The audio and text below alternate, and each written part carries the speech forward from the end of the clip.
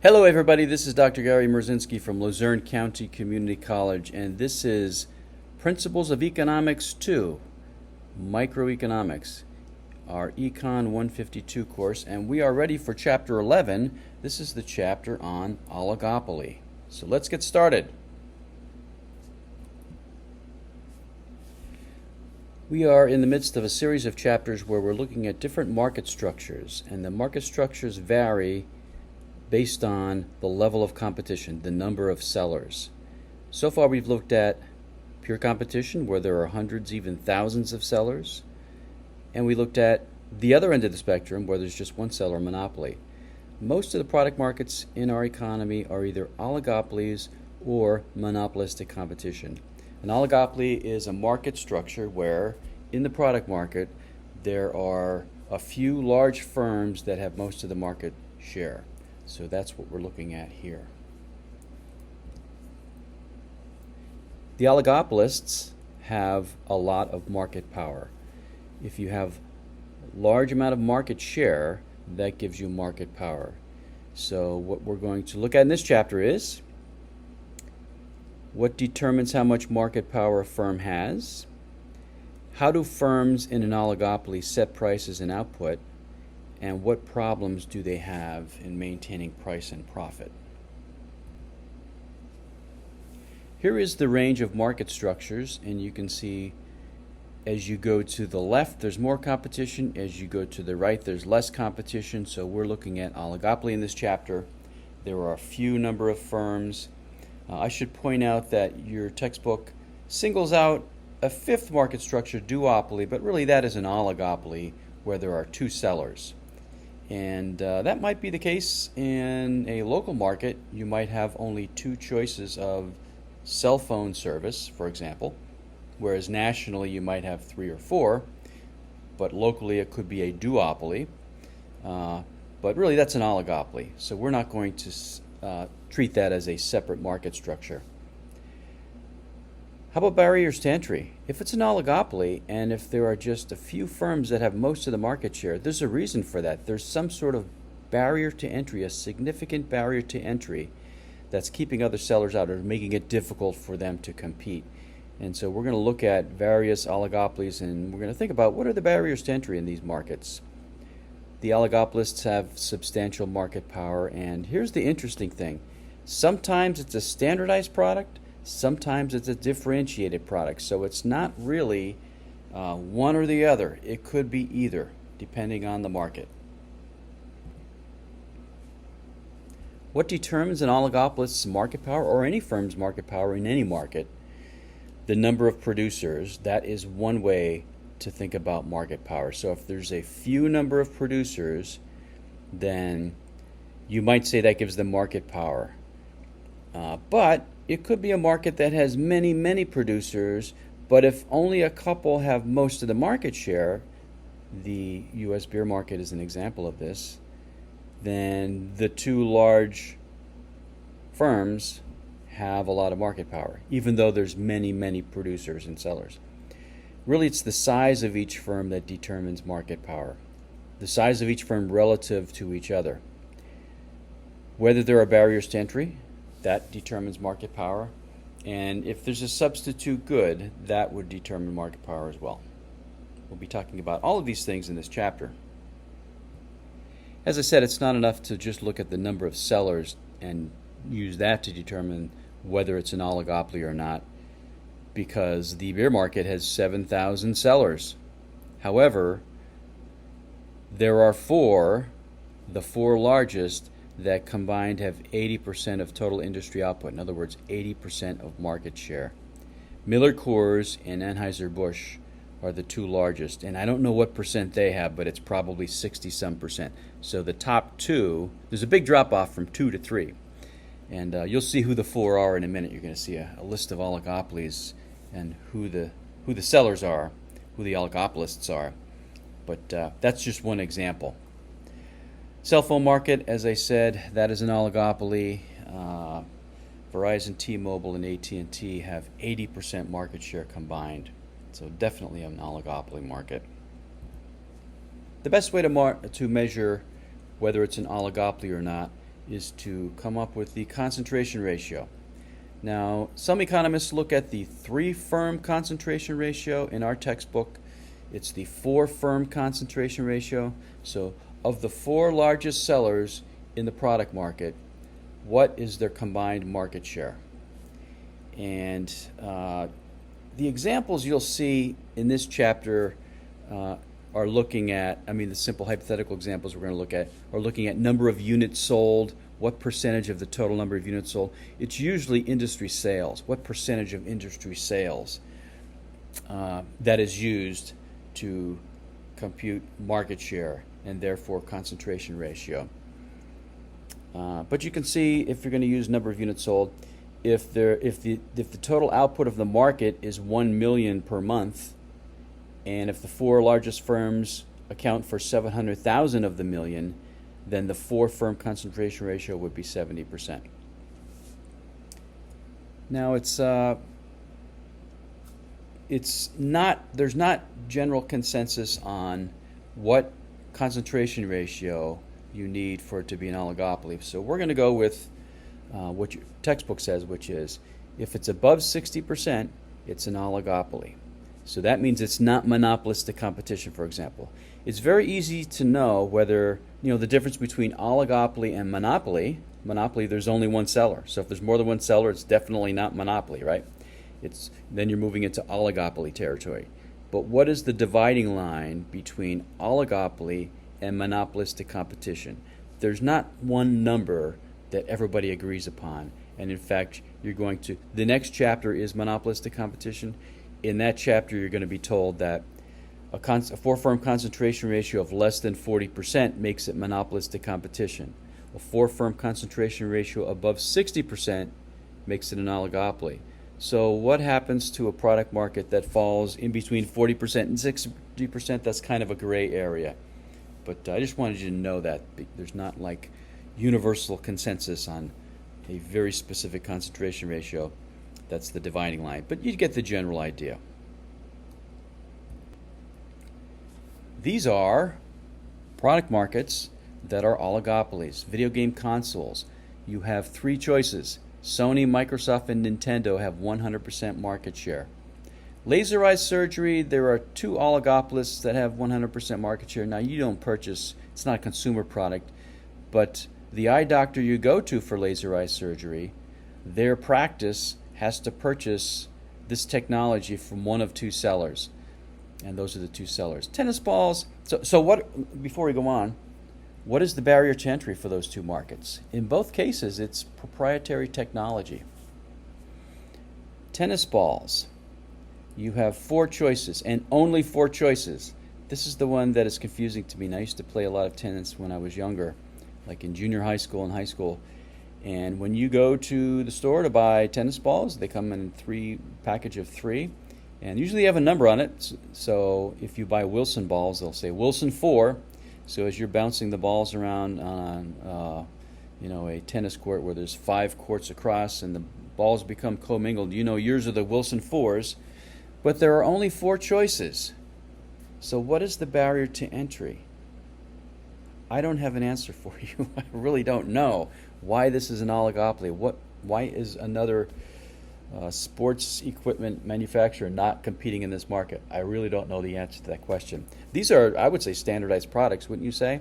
If you play tennis, I think they have to be produced according to certain specifications, because if they're going to be used be approved for use in an official tournament or competition, they've got to be built to certain specifications. So they've got to be standardized products. I really don't know the answer to that one. Credit cards, Visa, MasterCard, American Express, Discover combined have 99% market share. What they do is they sign exclusive contracts with banks where the bank can only, if it's Visa, for example, you can only do business with Visa. You can only offer Visa credit cards and not do business with MasterCard at all of your branch offices. MasterCard does the same thing, so that sort of locks out competitors. And a bank wants to go with one of the largest credit card companies. They don't want to try some new startup credit card company, and so they usually don't. Cell phone service, what's the barrier to entry there?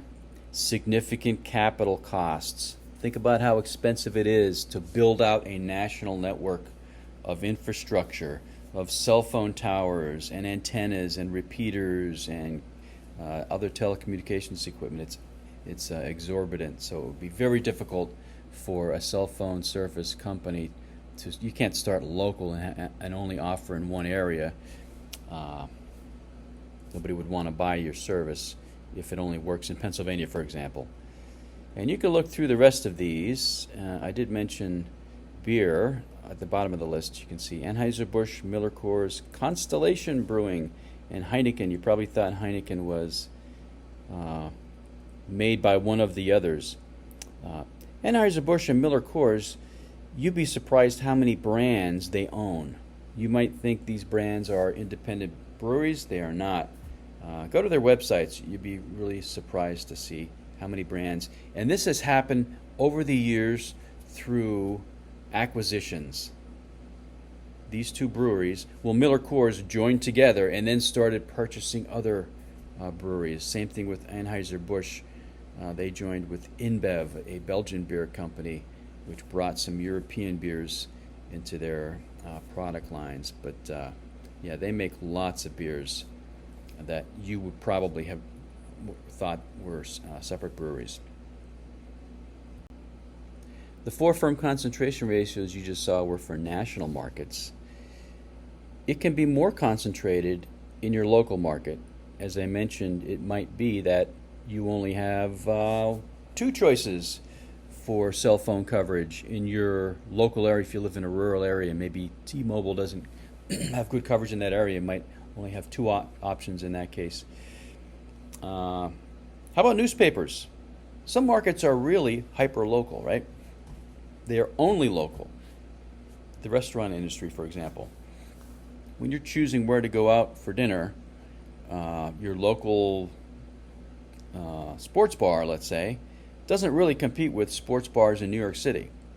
So if you look at the national market of restaurants, there are thousands, tens of thousands, hundreds of thousands. I don't know how many, but there's many, many, many. But you might live in a small area where there are just a couple options, a couple dining options. It might be an oligopoly market. So the more local, the less, or the more concentrated the market usually is. Newspapers is another example. You're not going to read the newspaper probably from Sheboygan, Wisconsin, but there's a newspaper in Sheboygan, Wisconsin. They don't compete with the Hazleton Standard Speaker. So market share is more concentrated in your local market, in the newspaper market.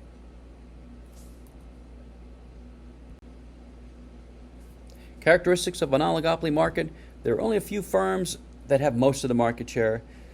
The reason for that is there's a barrier to entry, so barriers to entry are high. The product is basically a standardized product but with differentiating elements. What would you say about the cell phone service market?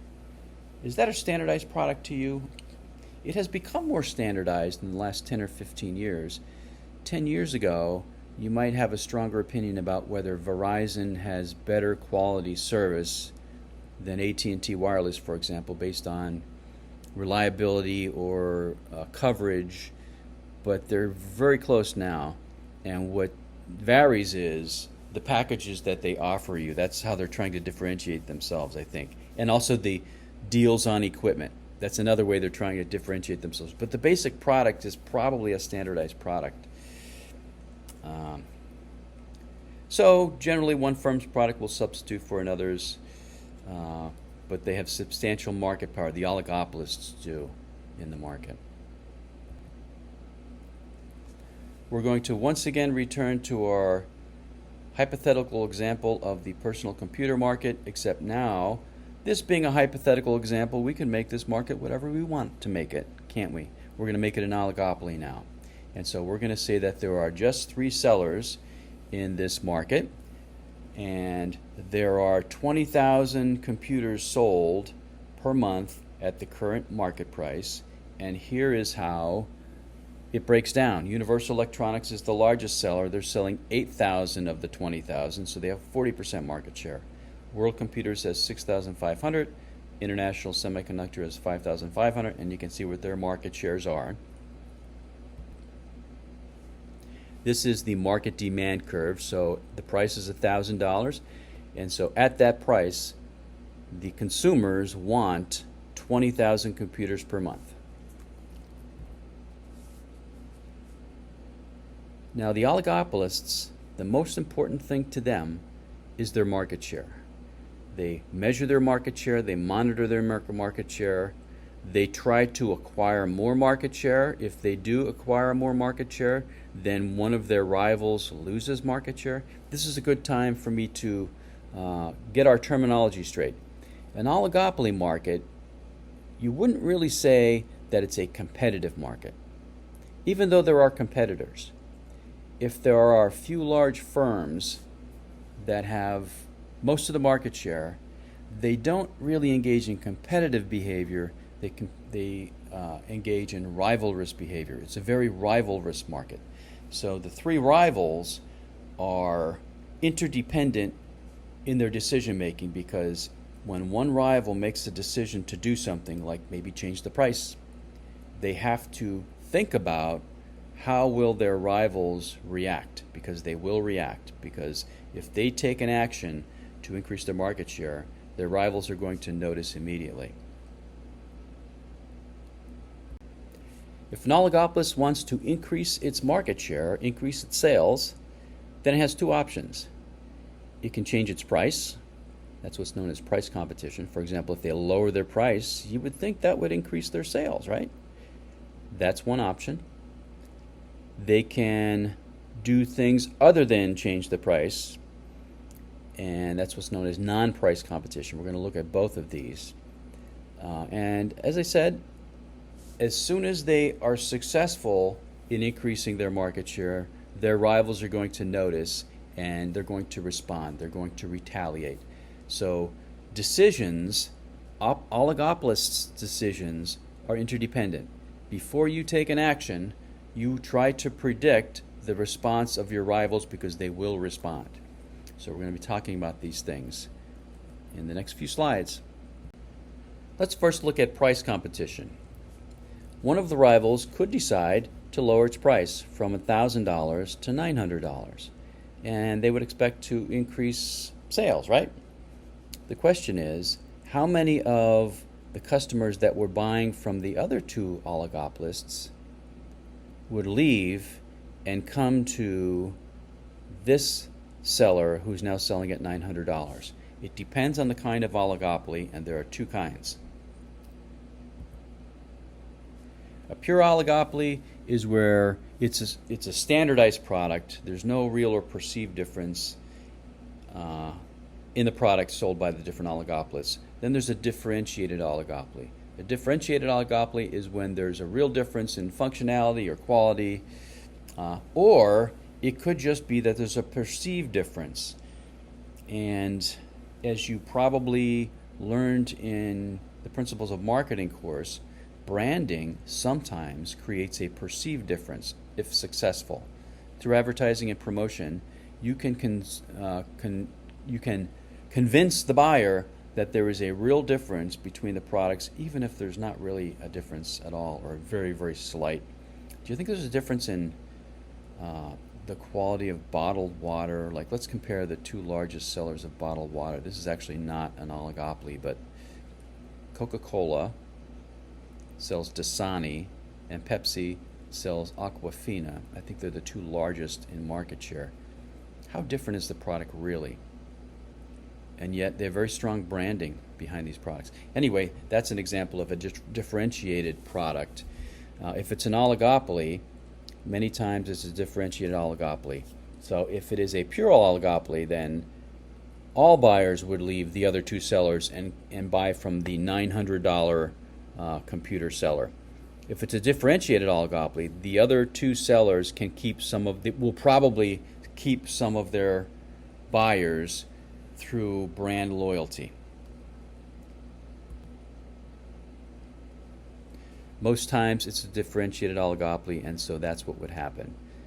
Some of the buyers who are buying from the other two rivals will come to the seller who's selling for $900, but many will stay out of brand loyalty. So think of Apple, for example, Apple and Samsung.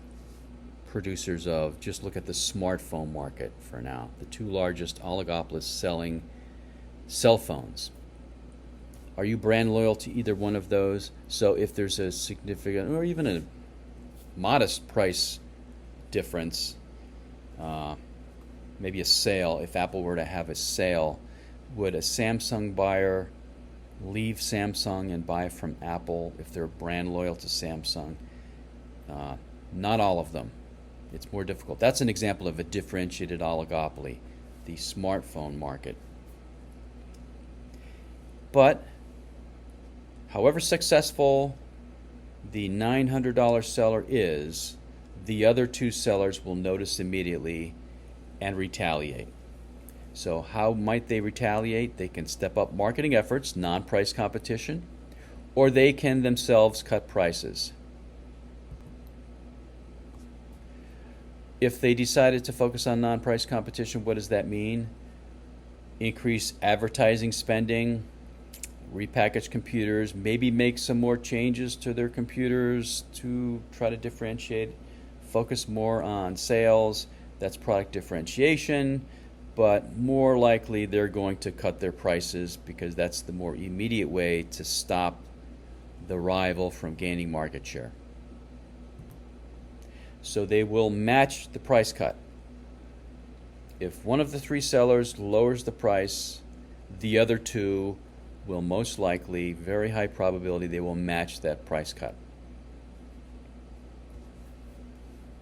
So this is price competition. This is what we expect from competitive firms. We don't expect this from oligopolists, and in fact, oligopolists don't do it because there's nothing to be gained. If one of the three rivals lowers its price, the other two will just match the price cut, so your gains are going to be very modest and everybody's profit goes down. So they tend not to do this. They avoid price competition and instead focus on non-price competition. And this is Apple and Samsung. They don't price compete that much really. They focus on non-price competition.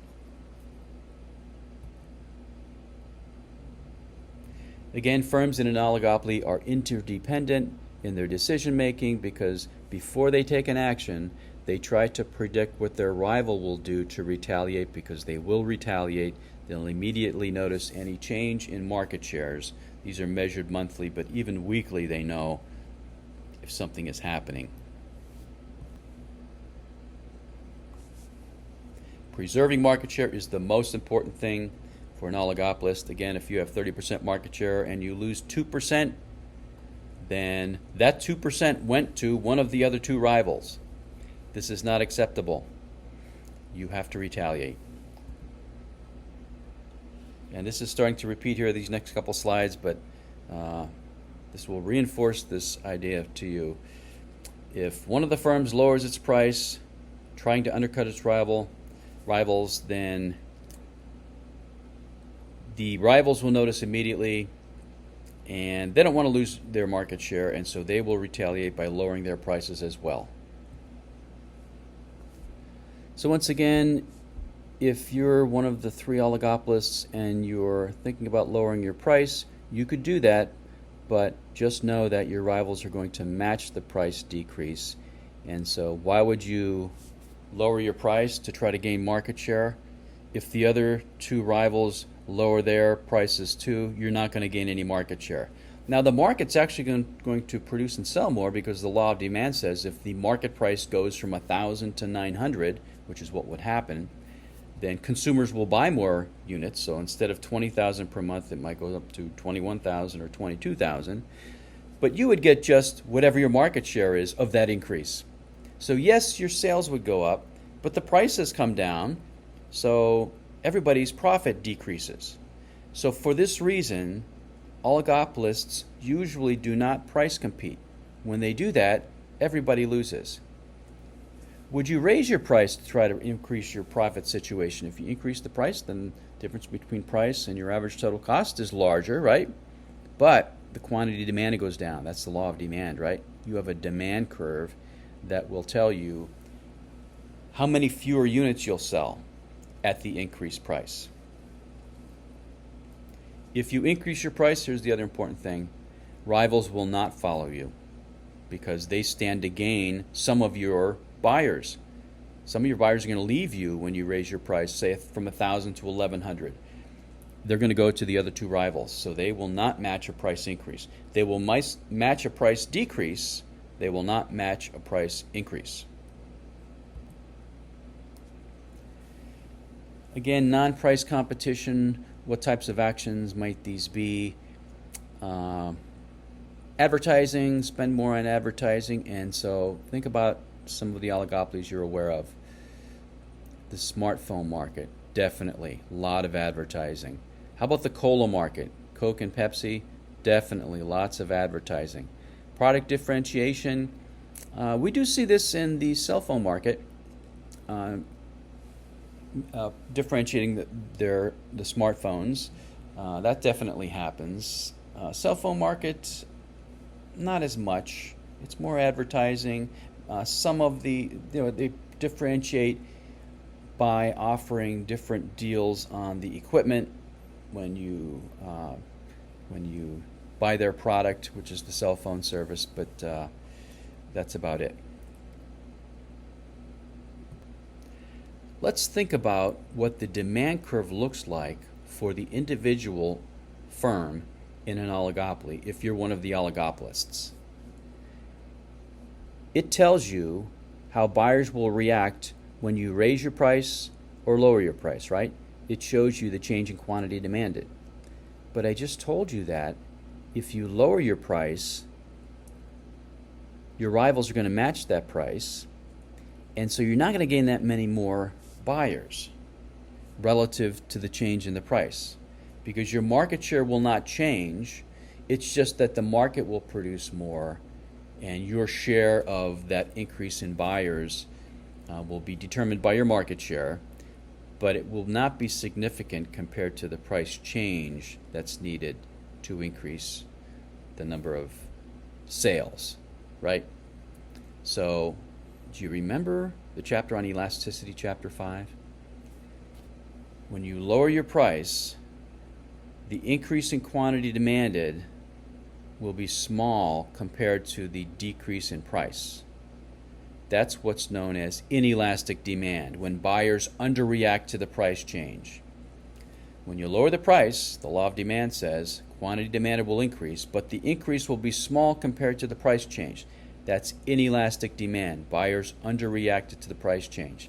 When you raise your price, however, your rivals will not match. Many of your buyers are going to go to your rivals and buy from them anyway. And so buyers are going to overreact to your price increase. If you raise your price, the decrease in quantity demanded is going to be large compared to the price change. That's what's known as elastic demand. So you kind of have two different demand curves. Let's take a look at that. This is what's known as the kinked demand curve. If the market price is currently $1,000, and that's right where the kink is, that's point A on the curve, then if you were to lower the price, say to $900, so now look on the y-axis and find $900 and go across to the steep looking demand curve. If the demand curve is steep, that's inelastic demand. You remember that from chapter 5? You can see you lower your price by 10%, you'll have a small increase in quantity demanded because, as I said, your rivals are going to match the price decrease. So on the market demand curve, it's going to make the price go down and the quantity demanded by buyers is going to go up, but you're only getting some percentage of that. Maybe you had 28% market share. You're still going to have 28% market share of that small increase. So it's going to be a relatively small increase in quantity demanded for you, the individual seller, if you lower your price by $900, again, because your rivals matched that price decrease. And so a 10% decrease in price, if you just look at this curve, looks like you increase your quantity demanded from 8,000 to 8,300 or something like that, a very small amount compared to the price change. All right? So if you decrease your price, then that steep demand curve is your demand curve. If you increase your price from $1,000, then you have that more flat-looking demand curve. That's elastic demand. If you raise your price by 10% from 1,000 to 1,100, rivals are not going to match it, and so you'll have a big decrease in your quantity demanded. If I were to guess what that was from the graph, it looks like your quantity demanded goes from 8,000 a month to maybe 2,000 a month. That's a huge decrease in quantity demanded for a 10% change in the price. So that's very elastic demand. So what this is saying is the price will tend to stick in the kink because the sellers are not going to change the price. They're not going to price compete with each other. They're not going to lower the price, and they're not going to increase the price. So then you might be asking yourself, what determines where that kink is? Where does that $1,000 market price come from? I'll tell you now. Whichever the largest oligopolist is, that's the price leader. That's the leader of the market. And the rivals will allow the price leader to set the market price. And they'll choose the market price based on current market conditions that will allow them to maximize profit. So whatever their whatever price will give them maximum profit, given they have these two rivals in this example, that's the price they will choose, and the rivals will just follow. This is the price leadership model. This is what's known as tacit collusion. There's no written formal agreement for them to do this, but they just do this naturally. And so it's not illegal. Collusion is illegal if sellers agree to set prices and not price compete with each other. And of course this harms the consumer.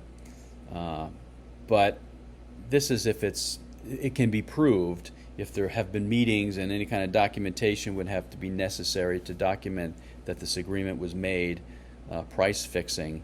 That's illegal in our economy. This is not that. There's no formal agreement. This just kind of happens naturally. Now we are ready for game theory. This is a really interesting, and I would even say fun part of the chapter, and it's one way to explain oligopoly behavior. We're going to tackle that in part B of chapter 11. I'll see you there.